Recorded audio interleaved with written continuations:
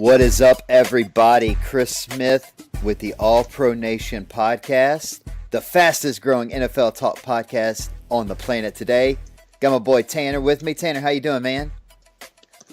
Doing good, buddy. How about you? Man, I'm doing pretty good. My team is going on to the divisional round to face your team. It's going to be a good one.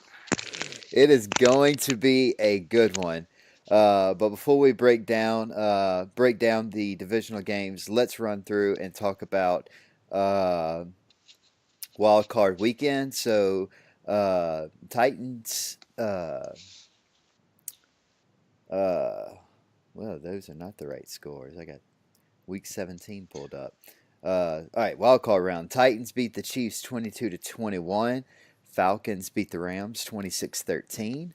Jaguars beat the Bills 10-3. Saints beat the Panthers 31-26. So those were your four wild card games. Man, it's a lot easier to do that instead of like 15, read off 15 scores. Yeah, it is. Yeah. Not many games left. So wild card weekend, man. Wild card weekend in the books. What stood out to you?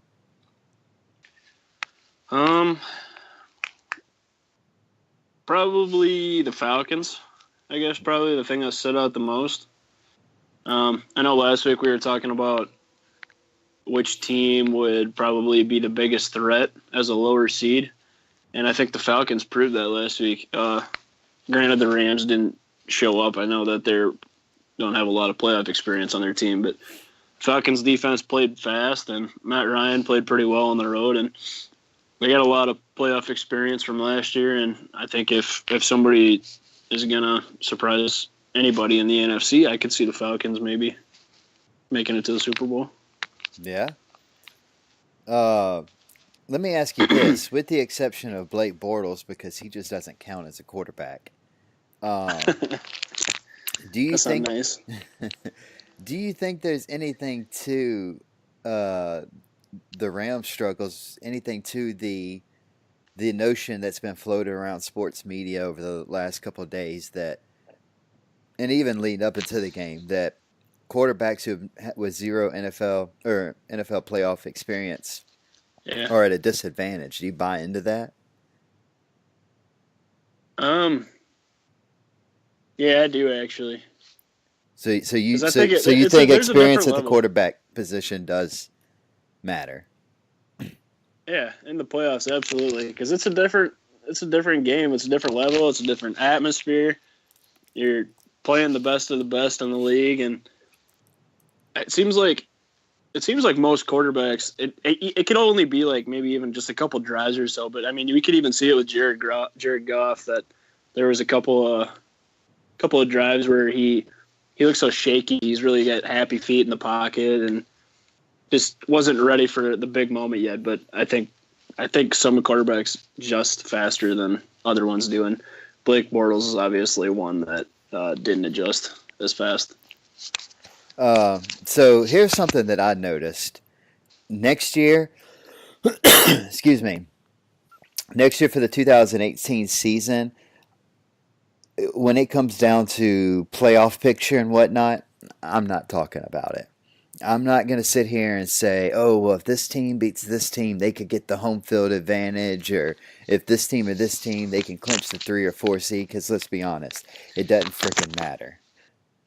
Why doesn't it matter? Because the first 2 games, the home team lost. The Jags were uber unimpressive.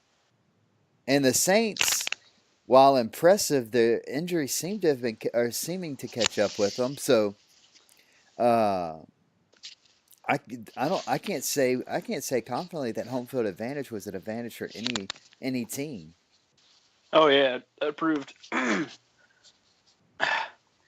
I think the Chiefs are the biggest example, because it's super hard to go into Arrowhead and win, because that's like the loudest stadium in the league. Okay, so I'm glad you brought that up, because I was going to bring it up if you didn't. Yeah, so go ahead. everybody makes this big whoopla about the Chiefs and Arrowhead Stadium and how hard it is to play there and the quote-unquote mythical home field advantage that the Chiefs have there, right?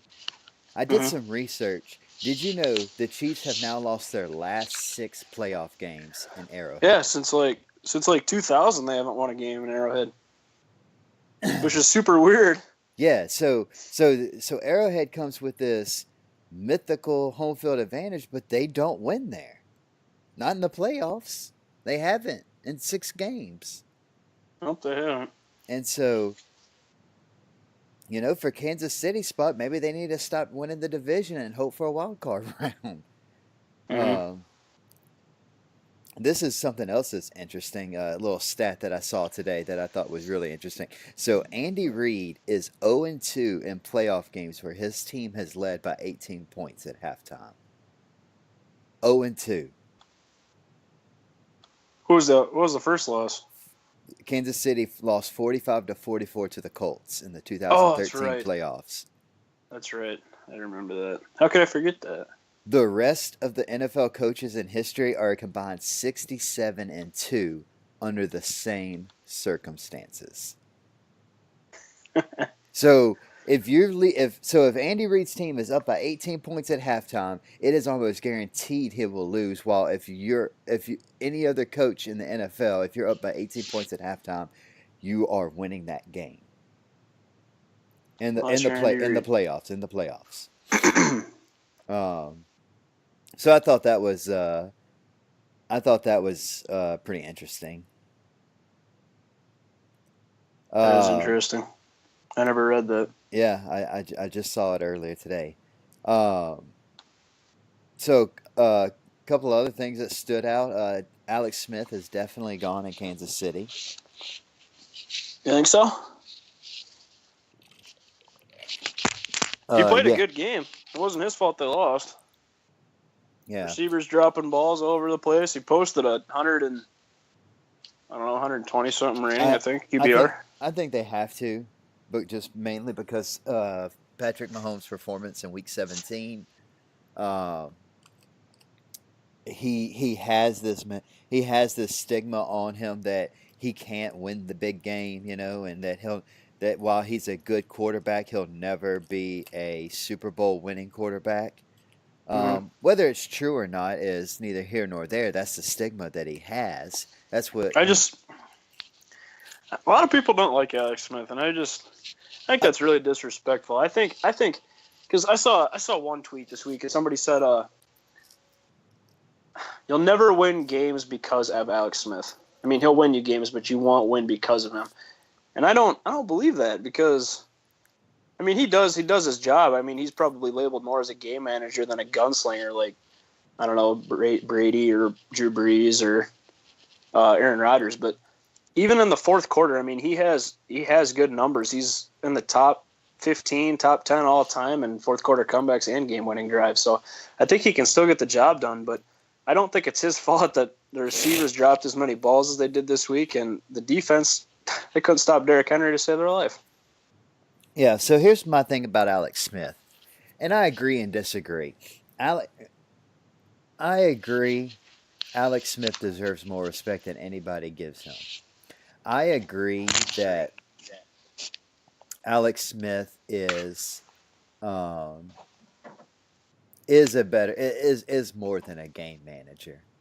But I do agree that he is not going to be he is not capable of being Drew Brees or Tom Brady or Aaron Rodgers or Ben Roethlisberger or Russell Wilson and putting the team on his back and carrying them to wins.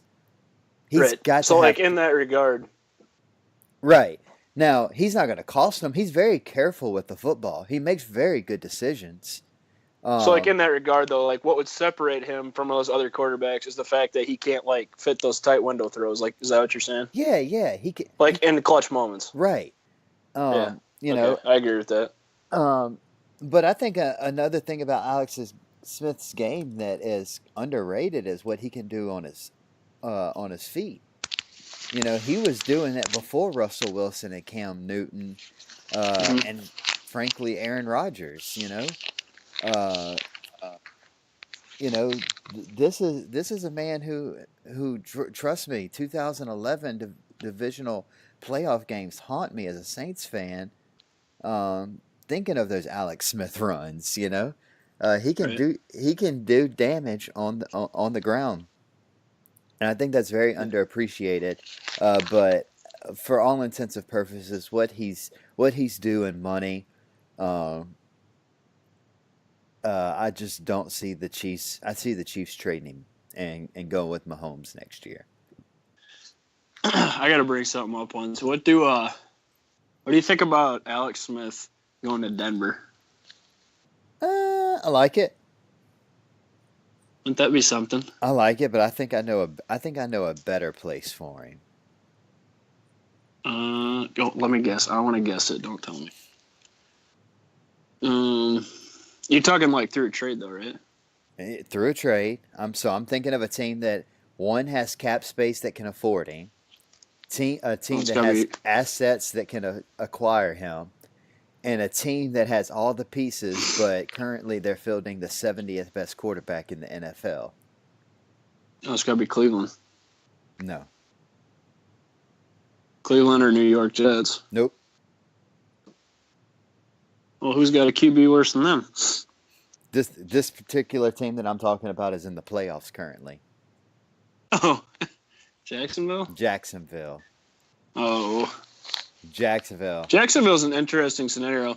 I read a report today that Blake Bortles. I mean, this is coming from Blake Bortles, but he said he expects to be back in 2018 as the starter. Now, I'm sure they'll bring somebody in to give him some competition. There's no way. I'd be shocked. I'd be shocked if they went with him as a starter because I think he's holding that team on a leash and preventing them from going anywhere. He is the reason that look, Jacksonville, and we're going to talk about this when we do our picks in a minute, but look, there's a very real chance Jacksonville beats Pittsburgh. They've done it once already. You Yeah. know, Oh, I agree 100%. there is a very Depends good what chance. Pittsburgh's team shows up, in my opinion, because defense is travel.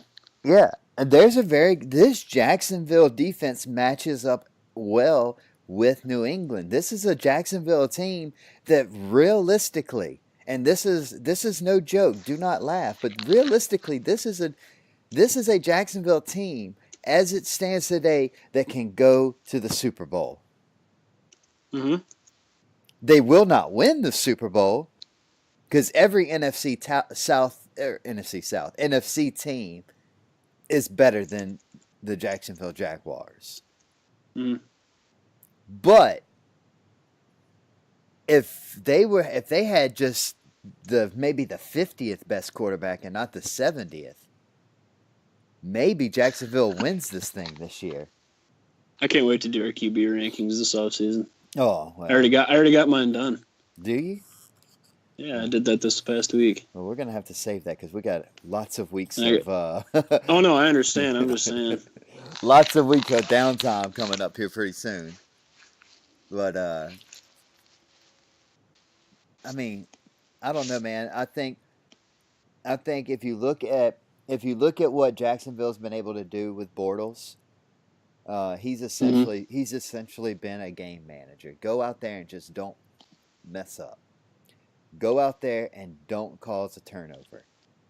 Yeah, I read a stat on NFL Network too. They had the Jags are 7-0 this year when he doesn't turn the ball over. Right. So just go out there, take care of the ball. Defense will do the rest. Because he's good enough. I mean, he's got a good enough arm to complete some throws. He just got to take care of the ball. Exactly. So that's what I'm saying. So you get a better version of Blake Bortles, and that's insulting to Alex Smith to even call him that. But Right. for all intents and purposes, they are a similar quarterback. Alex Smith is just a million times better. Yeah. Alex I Smith. freaking love Alex Smith. I do. The Jaguars would win the Super Bowl this year if Alex Smith was their quarterback. No question in my mind. Yeah.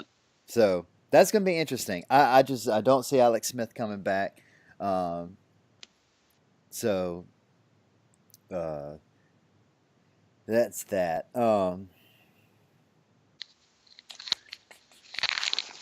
Falcons defense. We've already talked about the Falcons a little bit.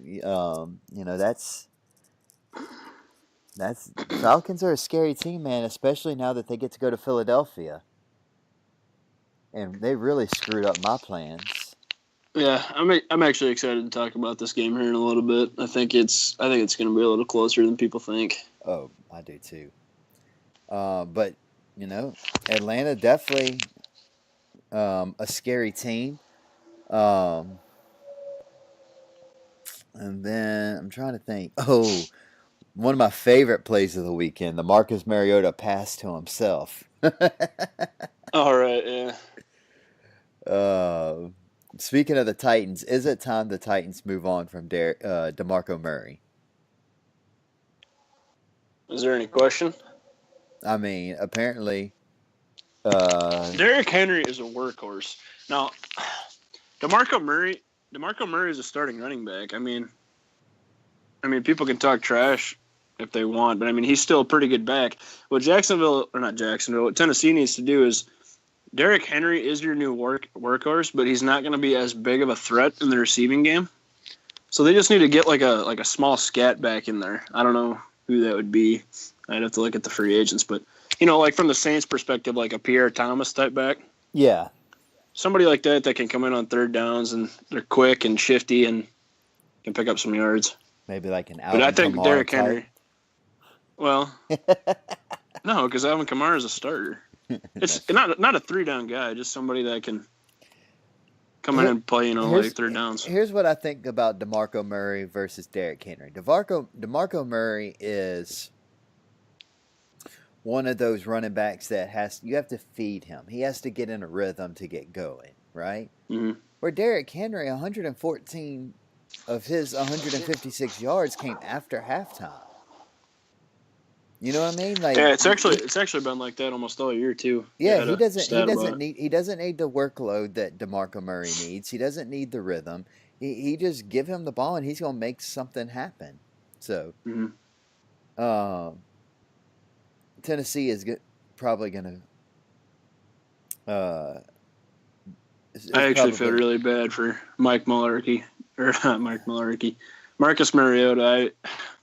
I'm pissed the Titans won that game because I think Marcus Mariota could be a good quarterback, but he's not going to be because Mike Mularkey is still there for another year. Yeah. Yeah, that's unfortunate for Tennessee. They just don't want to be. But I mean, how do you fire your coach when he takes you to the divisional round of the playoffs? How do you fire him for that? But crazier things have happened. I asked myself over and over why did Oakland fire Jack Del Rio, and big news today. We know why they did it. And let's see. I think that's pretty much all I have on this week. I guess there's one more thing I want to touch on. Do you have anything else? Not for this week's games, no. Go ahead. One thing I wanted to touch on was the Panthers scandal going on right now.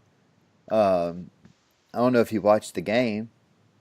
I watched it. In its entirety. If you saw the David. You're talking about when Cam got hurt? Yeah, when Onyemata just drilled him. I mean, he didn't even drill him. Cam turned around and Onyemata was there. And Cam just ran into the man. and the man just bull rushed him down to the ground. You're seeing stars. He was clearly concussed. He has a visor, so I can't buy he got poked in the eye because he has a visor on. Right. So his visor poked him in the eye. Come on. That was a joke. That was a joke, Chris. Okay, I thought you were being serious. That was a joke. Clearly concussed. And while ex-players are so quick to sue the NFL, and I actually do have one other thing when you're done here. Okay, but go ahead. Ex-players are so quick to sue the NFL over concussions. We as people who cover the teams harp on the NFL and Roger. I mean, we did it all season this year. Fire Roger Goodell. Roger Goodell doesn't care about player safety, yada, yada, yada. I mean, I went on a rant a couple weeks ago about how Roger Mm. Goodell does not care about the players. But just a few weeks ago, Roger Goodell sat down with the NFLPA and they decided that whenever a player is believed to have gotten a concussion, they will go to the locker room and get a full concussion workup done. Right? It's perfect. And this was something that Roger Goodell said with the NFLPA. Yep, that's a good idea. We're going to implement that. Sent the memo out, all 32 teams, effective immediately. This is the new policy on concussion protocol. And the Panthers just ignored it, and they put Cam Newton back in there. Mm. So whose responsibility is it? You can't put it on the player because the player wants to win, and the player is going to say that they're fine. Should Ron Rivera, should this be on his shoulders? Should he be answering for this? I don't think so. I think it should be on the personnel for the Panthers. I mean, it's your job. I mean, you can recommend somebody you probably shouldn't go back into the game, but yeah, I mean, it's got to be the team doctor's fault now. I don't if know. They allow them yeah. to go back in the game. Yeah, I guess so. I would say the team would have to pay a price for it. I don't know if that would lead to fines or suspensions or, well, probably not suspensions, but or loss of draft picks maybe. I don't know. Yeah, but I would think it probably falls on the team's personnel. Apparently, the NFL is looking at it. They're not giving comment to it as of right now, but they are investigating. So that'll be interesting. What was your other thing that you had? I ran a poll on Twitter after it happened, and I got like 200 some votes, and it split 50-50, right down the middle. Was Jalen Ramsey's interception an interception? Was it a catch? And that was such a perfect team for that to be on because of the touchdown that was not ruled a catch a couple weeks ago for Buffalo. Yeah, with Benjamin. Yeah.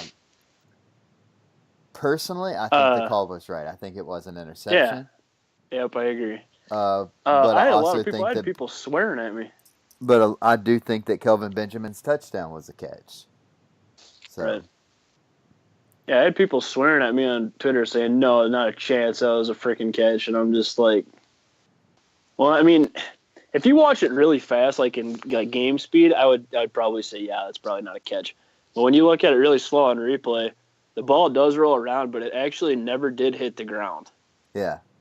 And he did have possession by the time it rolled into the right spot. But I do think it was an interception. I mean, people could argue it. So it was, and the Bills, rightfully so, should be mad because the Bills were screwed out of a touchdown a couple weeks ago with this controversial catch rule, and the competition committee is going to have to sit down and they're going to have to work on this rule. This is going to have to be a point of focus in the offseason for the NFL. They're going to have to come up with a better understanding of what a catch is and what a catch isn't going into next year. But we're going to continue to have these problems. But yeah, that was my other thing. I thought it was pretty interesting how that poll split 50-50. Yeah. Half thought it wasn't a catch and half thought it was. So. All right.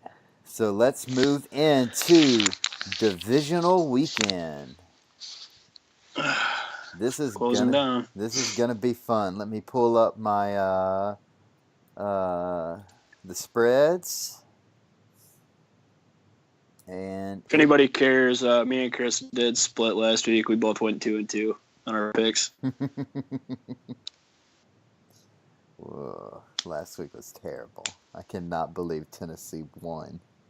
Yeah, I didn't think there was a chance that they'd win that game in Arrowhead, but I knew Atlanta was a 50-50 game. But I had no idea that they were just going to shut the Rams down that offense down the way they did. Yeah. Yeah, the defense played really well. All right, so first game we're going to talk about, we are going to hit the Falcons at the Eagles. The Falcons are opening up as a 3-point favorite on the road to the Carson Wentz-less Philadelphia Eagles.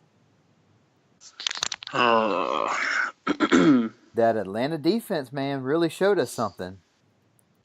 Yeah, they were flying last week. They play really fast. The defense, the Atlanta defense matches up well.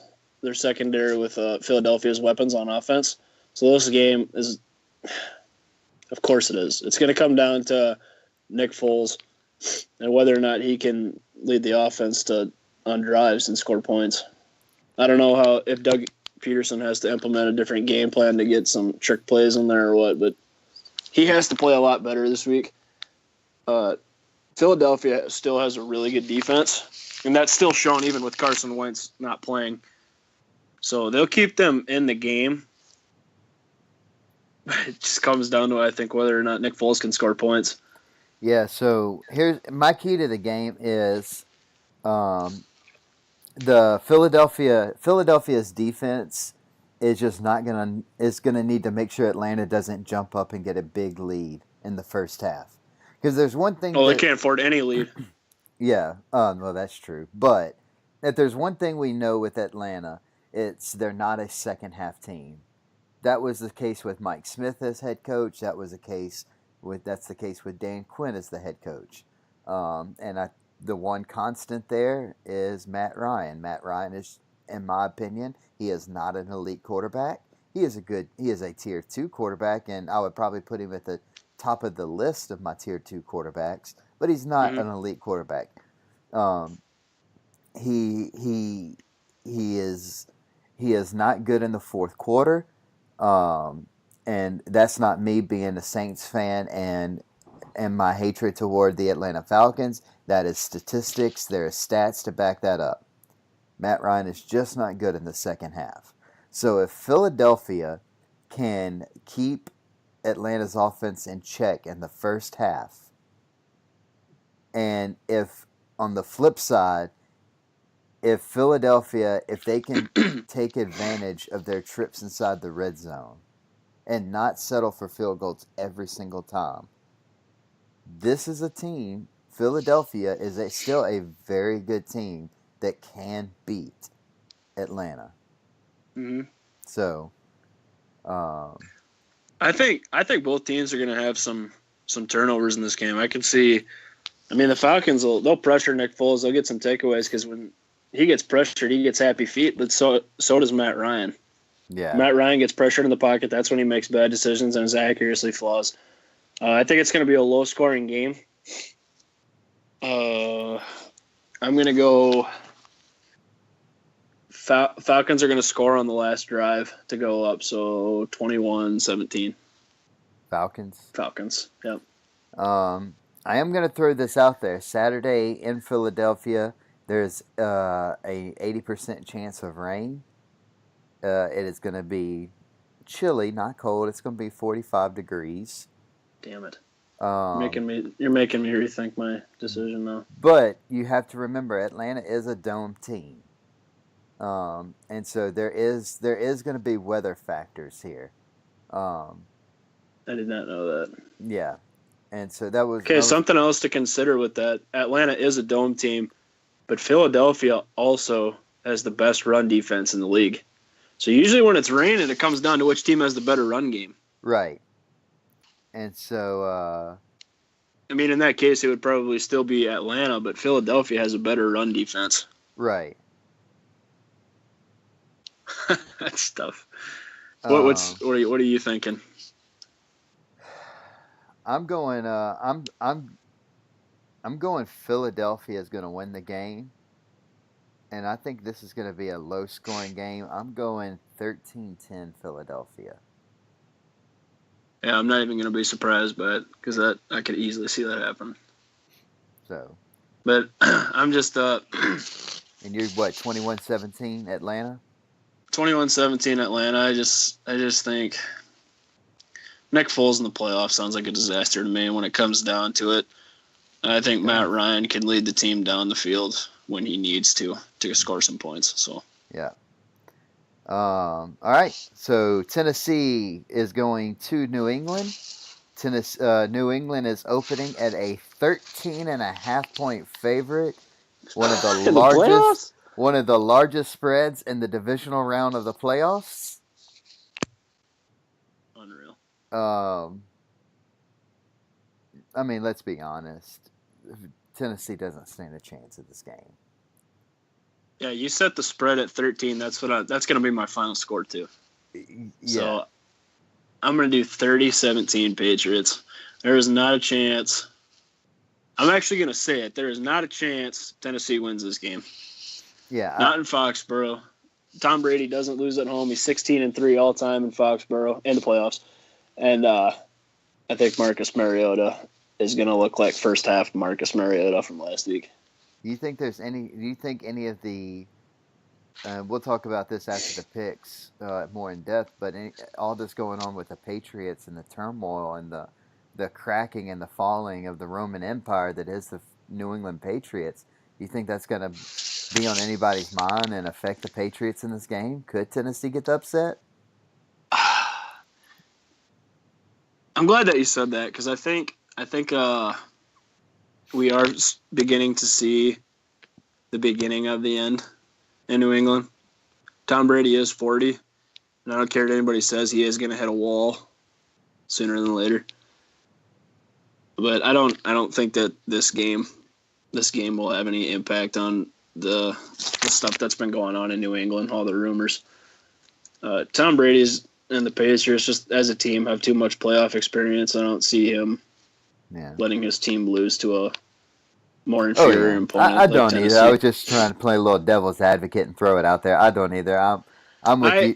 I could honestly say, even from last week's games, I think I would be shocked if Tennessee pull up an upset this weekend. I'm going 35-10 Patriots. Oh, even worse than me. With Tom Brady getting benched in the fourth quarter. Brian Hoyer time. Yes, sir. I think the Patriots still do have a bad pass defense, so I could see Marcus Mariota maybe getting some garbage points in the fourth quarter. Yeah. That's why I give him 17 points. So 35-10. That's bold. 35-10. Jacksonville going to Pittsburgh. Pittsburgh opens up at a 7.5 point favorite.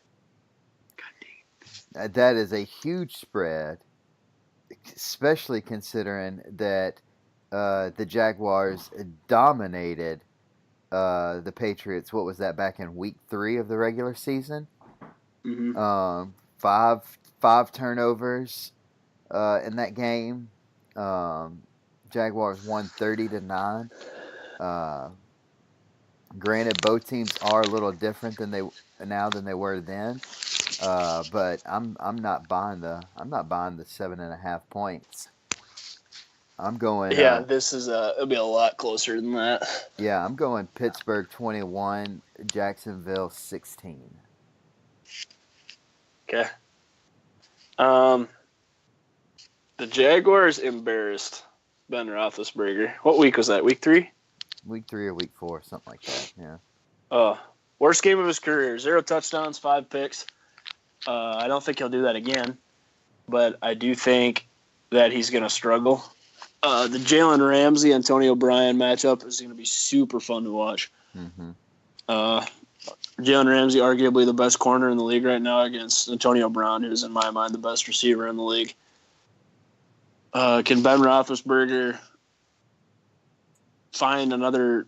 Because I'm sure they're going to try to take Juju Smith-Schuster away too. AJ Bouye on the other side is just as good. Yeah. You take him away, who's their next best weapon besides Le'Veon Bell? Martavis Bryant hasn't done anything this year. Right. I'm going to take the Jags 24-21. Blake Bortles every time I take the Jags, they lose. But I think if he can take care of the ball and throw less than 2 picks, I think they'll win. Yeah. Because the Jags defense always travels well in the playoffs, and I think the defense will keep them in the game. So if he can just score points, get the run game going with Leonard Fournette, I think they'll win a close one. Yeah. Closer than the last time, but I'm still picking the Jags. Yeah. Okay. And then what I think is going to be the absolute best game of divisional weekend: New Orleans go into Minnesota. And guys, in case you've been living under a rock while you've been listening to this podcast, I am a Saints fan and Tanner is a Vikings fan. So this matchup is personal. This matchup is coming home to the All Pro Nation family. We got our boxing gloves on. And I really, I like Tanner, and I really just don't want to have to watch him cry when the Saints win, but it's gonna happen. Let me tell you right now. It's gonna happen. Let me tell you right now. I have matured through that stage because I'm a Vikings fan and I've lived through heartbreak for like 15 years. Yeah, 0-4 in So Super nothing Bowls. surprises me anymore.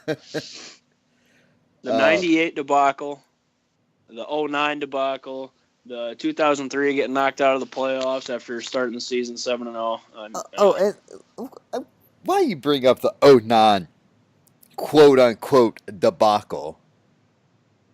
Mr. Weber, if you don't you follow want to get him into this right now? if you don't follow Mr. Weber on Twitter, follow him at @purple_post. He's around here spreading fake news on the Twitterverse and what was it that you posted? I'll argue with anybody, anywhere, any day. The Vikings were the better team. They were. Something. Let's argue right now. I'll do it. Something along those lines. They were the better team. Were they? They were the best team in the league that year. But were they the better team that weekend? Well, of course not. They lost. The turnovers doomed them in that game. They hardly had any turnovers all year, and I think they had like 5 that game. Yeah.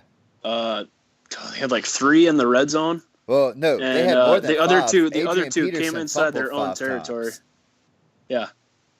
If he can't hold on to the ball, I don't know what Favre was doing on that rollout at the end of the game. If he'd have ran the ball, they would have won.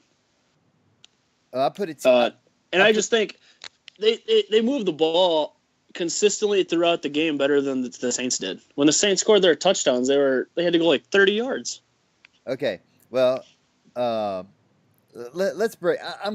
Because I knew we were going to get into this, and so we'll spend a little extra time on this game since it's right here at home. So let's break down this 09 quote unquote debacle, right? I will. But wait. Once you consider a debacle, you're in field goal range with a minute left. It's third down. If Favre runs for 10 yards, it's like a 40-yard game-winning field goal, but he throws across his body and throws a pick. Is that not a debacle? I mean, it just sounded like a terrible play call by the offensive coordinator and lack of when you have a struggling quarterback. 250 more yards than the Saints on total offense, lead time of possession.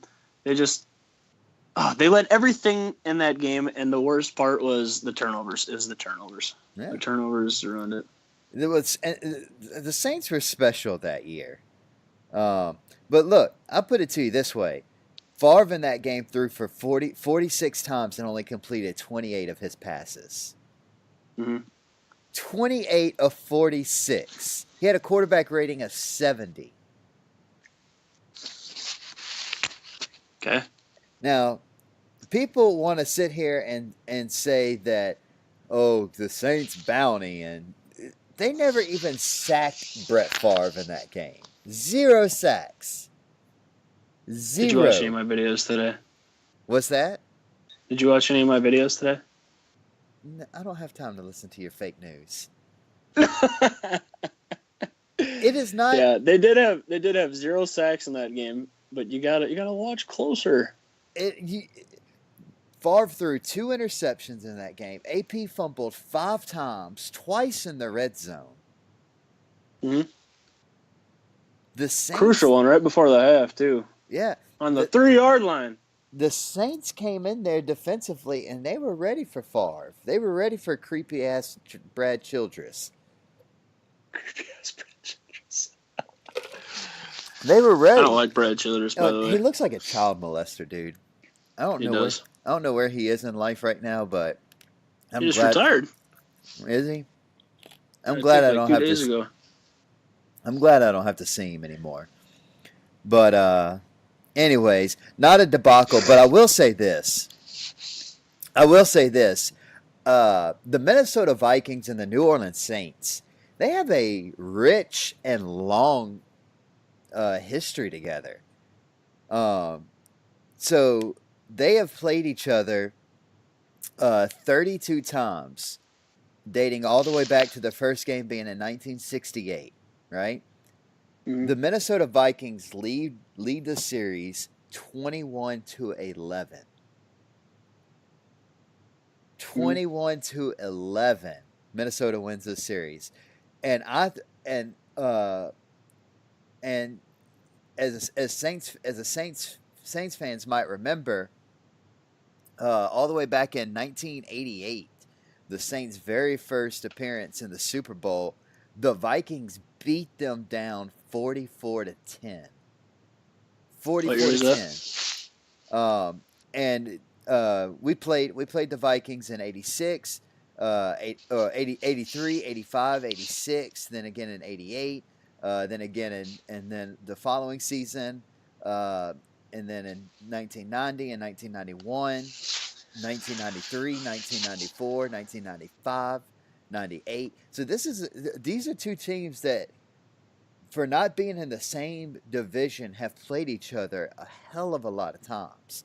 Yeah, Especially, that's a lot of matchups. yeah, especially between the 80s and the early 2000s, they were playing each other almost every year. So these are two teams that are, for all intents and purposes, pretty familiar with each other.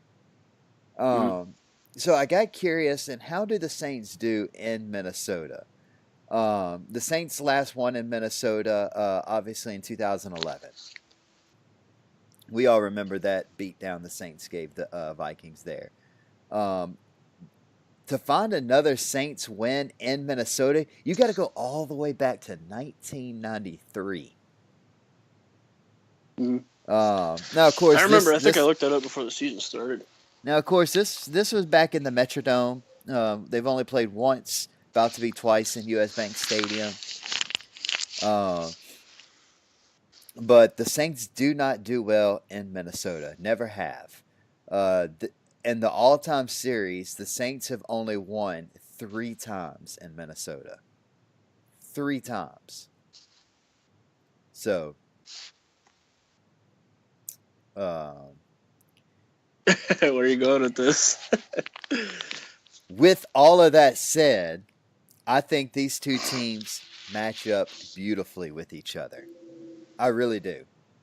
Uh, I actually, yeah, I tweeted that on Sunday night. I did a lot of researching through the matchups on offense and defense, vice versa. Saints offense, Vikings defense, Vikings offense, Saints defense, and these, like you said, these teams match up extremely well, especially the Vikings defense and the Saints offense. So yeah, you I tell you, got the I'm best. really looking Go ahead. forward to that Marshawn Lattimore Adam Thielen matchup. That's going to be fun.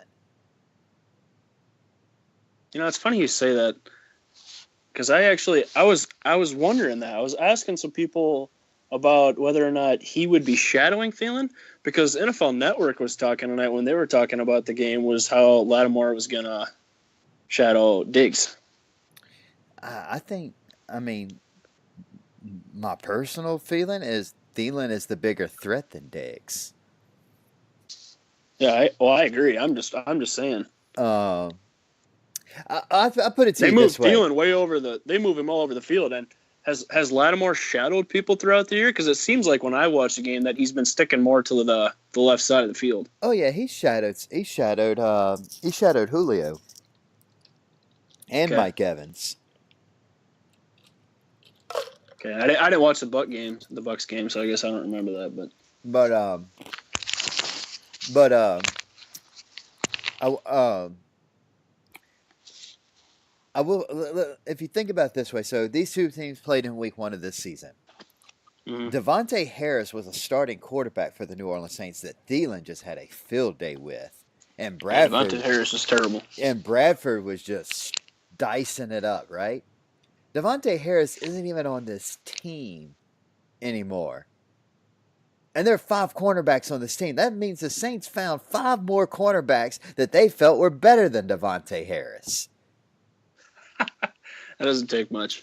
Now, Ken Crawley, who is ranked in the top 20 of cornerbacks in the NFL, a solid number 2 corner, was a healthy scratch and wasn't even active for the Minnesota game in Week 1. Mm-hmm. And he is, for all intents and purposes, he's shut down people since he got activated in Week 3. Oh, he's been terrific. So this is a different team. And then of course the Vikings had Sam Bradford. Of course, the Saints kind of injured Sam Bradford in that game, and he hadn't really played since. So we'll take that little jab at y'all too. But I think these two teams. I think if offense or Saints, I'm giving advantage Drew Brees. I think that is the Saints' biggest advantage is Drew Brees. Vikings, I think their biggest advantage, and this might throw a couple people for a loop. Bear with me. Vikings' biggest advantage in this game is going to be Kyle Rudolph. This dude is about to have a monster game. The Saints are depleted at linebacker, and then their best slot guy, Kenny Vaccaro, is gone. They have no athleticism in the linebacker position. They have good linebackers. They have competent linebackers. In the run game. But they have nobody that's fast enough and good enough in coverage to handle Kyle Rudolph. So, I think those two players are the advantage on each side. All that being said, I'm picking Saints 21, Vikings 17. Okay. I want to go back to the matchups. Talking about the Saints offense and the Vikings defense. So you're looking at a blockbuster showdown when you're talking about Drew Brees, Hall of Fame quarterback, on the Saints offense going against a loaded secondary with Xavier Rhodes, who is arguably the best corner in the league, and Harrison Smith roaming the secondary is arguably the defensive player of the year actually this year. He had I think PFF, Pro Football Focus, graded him as the highest graded defensive player they've ever graded this year. He had a near perfect season. So he doesn't make many mistakes. But you got Rhodes against Michael Thomas, that playmaking matchup. And then you got the Saints offensive line, who also took a blow this week with Andrews Pete being down. Fibula.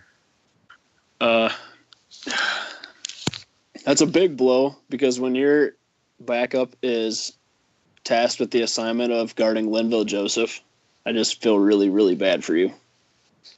Linval Joseph is a super underrated player. Okay, well, I'll put it to you this way: Kellen Mente is the backup guard. He and actually played better. And well, no, let's not get. Andres Pete is the best guard. He did. He graded out higher than Pete did. I understand that, but Pete is the best offensive guard in football right now. He's my goodness. He is.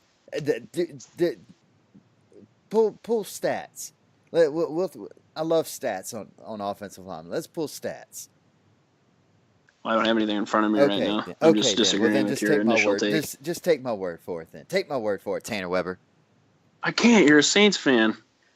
Anyways, but Kellen Mente would be a starting offensive guard for any of the other 32 teams if he wasn't in the Saints. or 31 teams.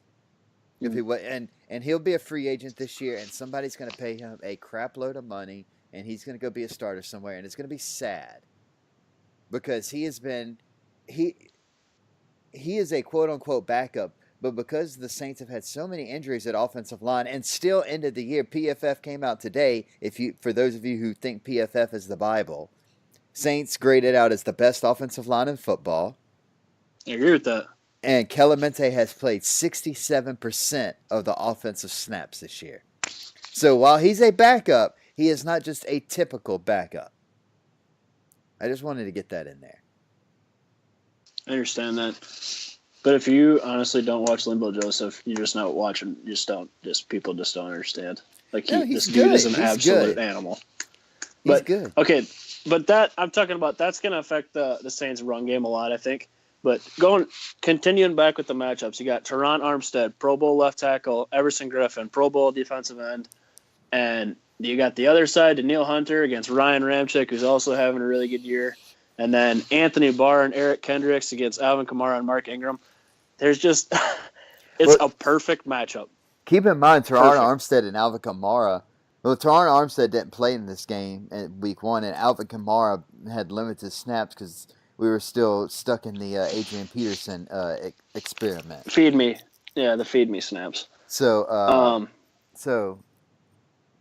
I think the point is both teams on both offense and defense are completely different than when they met 17 weeks ago.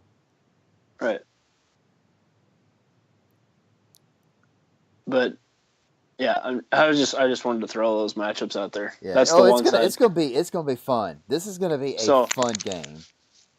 So you look at that. I just have a really hard time. I mean, I could honestly, because I'm a Vikings fan, I can see Case Keenum coming out, throwing picks, not being ready, no playoff experience. That would not surprise me. But I'm still not going to pick against the Vikings just because this is the best defense that I have ever watched personally. Now, granted, I'm only 23 years old. But, I mean, I've been watching football since 1999. And I've never seen a defense like this one before. So, and then you factor in the crowd noise at US Bank Stadium. I just think it's going to be tough for the Saints to score points. I'm going to take the Vikings 26-19. I think the Saints, they'll be able to drive the ball a few times, but the Vikings have the best third down and red zone defense in the league. I think the Saints are going to be limited to a lot of field goals, so it wouldn't surprise me if Will Lutz has 4 or 5 field goals in this game. Okay. It all comes down to whether or not Case Keenum can score points. So, does the Saints defense show up? I know I've also seen it discussed by a couple of analysts. It's a young secondary. I mean, can they keep it up? Can they keep going? We'll see. We will see. I'll put it to you this way. The podcast next Tuesday is going to be lit. Because one of us is going to be gloating, and one of us is going to be pissed off and not even wanting to talk about it. Maybe we won't have a podcast next week. We're having a podcast next week. There is not a more important week to do a podcast than next week. That's gonna be fun. So anyways, all right. Well, there's our picks. Really looking forward. Divisional weekend looks like it's gonna have a bunch of really good games. Really excited. So let's do our weekly projections. So you picked Atlanta to beat the Philadelphia Eagles, and you picked Minnesota to beat the Saints. So you will have an Atlanta-Minnesota NFC Championship game in Minnesota. Who wins that? Vikings. Okay. I would say Vikings as well. And then you picked New England to beat Tennessee, and you picked Jacksonville to beat Pittsburgh. It would be a Uh, Jacksonville, New England AFC Championship in Foxborough. Who would you pick?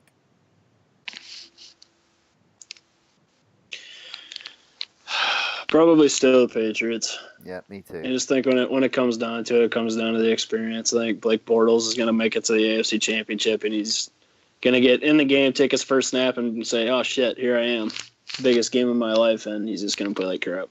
Yeah, me too. So I'm taking the Patriots. So again, for like the sixth week in a row, we still have a Minnesota, New England projected. Oh no, I lied. That's not mine because I picked New Orleans to win. So I would have a New Orleans, Philadelphia, or New Orleans, Atlanta, in which I would pick. New Orleans to win that. So I would have a New England, New Orleans Super Bowl in mind. That'd be fun. So, but you've been consistent with New England, Minnesota. This is my first week going New England, New Orleans, so I'm pretty excited. That's good. Mix it up a little bit. Yeah. And then so between the matchups, New England, New Orleans, or New England, Minnesota, who do you got winning the Super Bowl?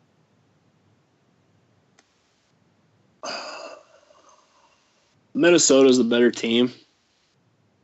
And I just think I don't know how you can lose a Super Bowl if you have home field advantage. I mean, I know it's against Brady. Yeah. But I mean going back to the defense again, the defense has just been so good. I think they can slow Brady down enough to score points because the Patriots defense is not good. Yeah. And I don't know how they would travel, how they would play outside of Foxborough in the playoffs.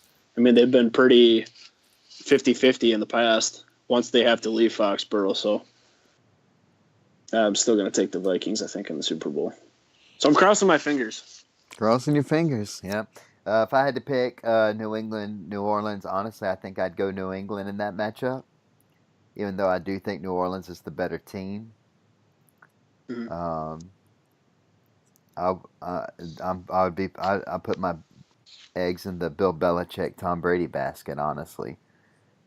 Brady just scares you, huh? Yeah, it does. So, anyway, so there's our projections. Of course, there's going to be an upset or two this weekend, so it's going to flip everything around, and none of this is going to matter.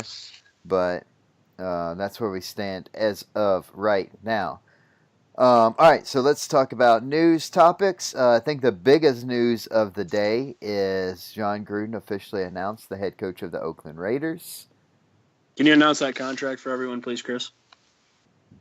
10 years, $100 million. I just sent Mr. Gruden a letter in the mail today asking him if he'd pay for the rest of my tuition.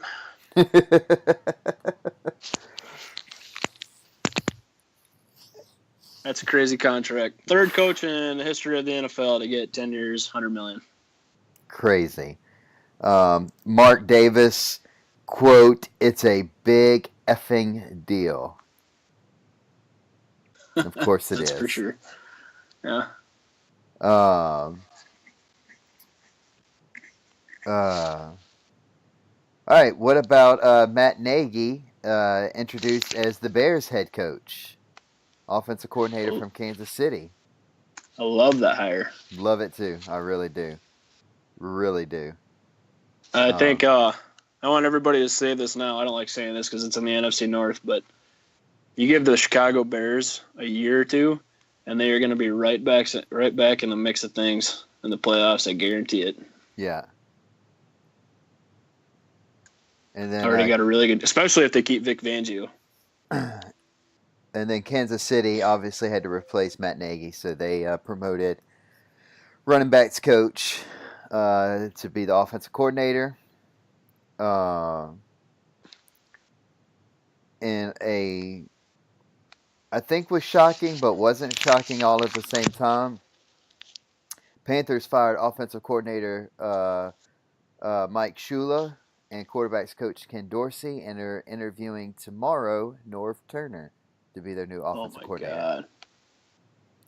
So not sure how Norv Turner is a turd. Not sure how Norv Turner keeps getting jobs, but apparently he does. Unreal. He's gonna ruin Cam Newton's career. Yeah. And then I think we'd be remiss if we didn't talk a little bit about Foxborough and what's going on in New England. Mm-hmm. So this is what's crazy about these rumors and people having quote unquote sources is if you've ever watched one of Bill Belichick's press conferences, he doesn't give much. He Never answers does. questions yes, no, and I don't know, right? Um, Mm-hmm. you ask him a question he doesn't like, he just says next question. Nothing comes out of Foxborough. It is one of the most secretive places in the NFL. And so for all of a sudden, for all these rumors, and this goes all the way back to a couple weeks ago with Tom Brady's personal trainer being revoked his privileges to the team. Stuff like that doesn't come out of New England. So one of the three, whether it's Bob Kraft, whether it's Bill Belichick, or whether it's Tom Brady, one of the three is leaking this. And who has the most to gain?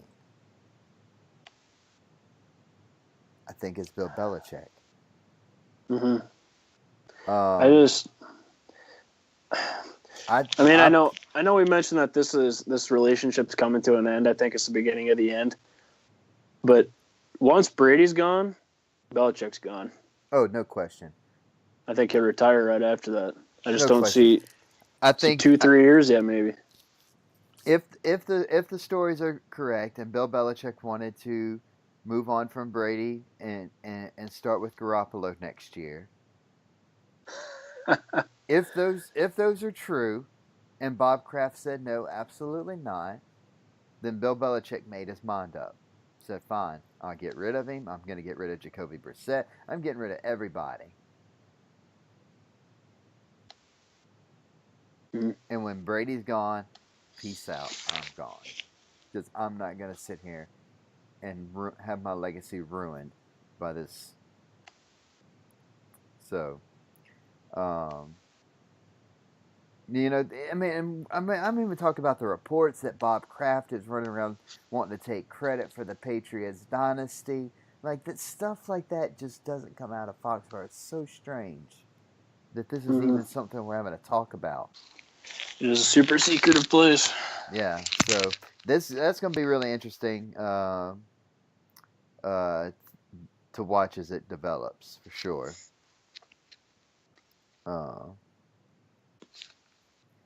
And then let's see. The Bengals hired Terrell Austin as their defensive coordinator, taking him out of the head coaching search in Detroit. It's a good hire. So yeah, good hire. Making it more and more likely that I think Matt Patricia might be the next head coach of the Lions. Of the Lions, yeah. Mm-hmm. So, and I think that's pretty much it that I have. Yeah, there wasn't a ton of news this week. There's a lot of coaching rumors and stuff flying around. Ron Rivera, the Panthers got a 2-year extension. Yeah, so he'll be there for a while. The Packers need that with the ownership change about to happen. So, yeah, that's a good something to keep. Yeah. Packers finally found a general manager. I actually can't even say his last name because I've never even heard of this guy, but his name is Brian Gutekunst. Yeah. I can't say his name. He was their their director of scouting, I think. Mm-hmm. So, I mean, he was a guy that's been under Ted Thompson for a while. I'm not sure how much their culture is going to change in Green Bay, so I don't know what to think about that hire. I saw they swung for the fences and tried to bring back John Schneider. Oh, my goodness. They're swinging all over the place. They were getting denied team by team. It was pretty funny. Yeah, Seattle denied that one. That would have been a good hire, and I think Schneider would have taken it for sure. He would have left Seattle for that job, no doubt about it. Yeah, I think it was in his contract, though. Yeah. It was in his contract that he couldn't take any interviews. But Brad Childress, like I said, assistant coach for the Kansas City Chiefs, retired today. He is no longer going to be coaching. John Fox says he has no plans to retire. He wants to coach in 2018. Could you see him being a defensive coordinator somewhere? I could, yeah. Be a good hire, I think. I still think he's a pretty good coach. I don't think the turmoil in Chicago is all his fault. Oh, I agree 100%. Defense was actually good. He still should have been given one more year. Yeah, he should have. With a healthy squad. But I like the Matt Nagy hiring too. I think the Bears will be pretty good next year. They'll surprise some people. Yeah. I mean, I Mike tell you what, Daniels, go ahead. That Andy Reid coaching tree is just spreading out all over the NFL. Mm-hmm. It's pretty impressive. Yeah, it is. For a coach that's never won a Super Bowl. Chokes in the playoffs every year. Mike Daniels, the defensive tackle for the Packers, is replacing Aaron Donald in the Pro Bowl. Jarvis Landry, the wide receiver for the Dolphins, is replacing DeAndre Hopkins. And are they hurt or they're just opting not to play? I think they just said they're not going to play. Actually, DeAndre Hopkins might be hurt. I think he finished the season hurt.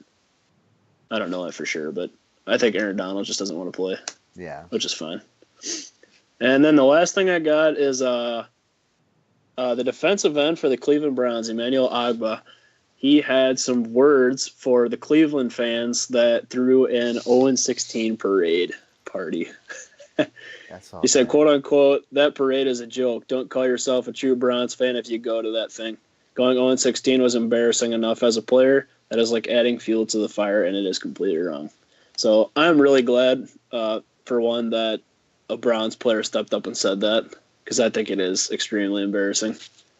And it seems like they actually care about winning now. So I'm just depressed we can never find a Browns fan to come on the podcast. Nowhere to be found. So they're still partying. They're drunk and laying in the streets of Cleveland. Oh yes. All right. Well, so you have anything else? I think that's it. It was a quiet week. Yeah. A couple programming notes for you guys. So we will be here next week on Tuesday, or you get the podcast Wednesday mornings. But we'll be back here next week to go over divisional weekend and preview NFC and AFC championship games. We will be back the following week on Tuesday or Wednesday, previewing the Super Bowl in a what's going to be a little bit smaller of a show that week, because Sunday, Super Bowl Sunday, February 4th, we are going to be doing a live Super Bowl pregame show at about 2 o'clock. Follow Central us, Time. Central Time. Yeah, it's 2 o'clock Central Time. So follow us on Facebook at All Pro Nation and on Twitter at All Pro Nation as we roll out the details. It's going to be a live show. It's going to be broadcasted on YouTube Live and on Facebook Live. It will also, we're working on a couple interviews. We're going to have some really deep analysis and breakdown, and we also are going to have a giveaway and some prizes to give out. We'll be announcing that in the next day or two. So be sure to check us out at allpronation.com, where fans have a voice. We're looking for writers. You don't have to be a professional. You just have to be a fan. Be sure to follow us on Twitter. You can follow All Pro Nation at All Pro Nation. You can follow me, Chris Smith, at 318 Realty, and you can follow Tanner Weber at purple_post. And with that, we will see you next time, guys. Peace. Skull Vikes. Who dat?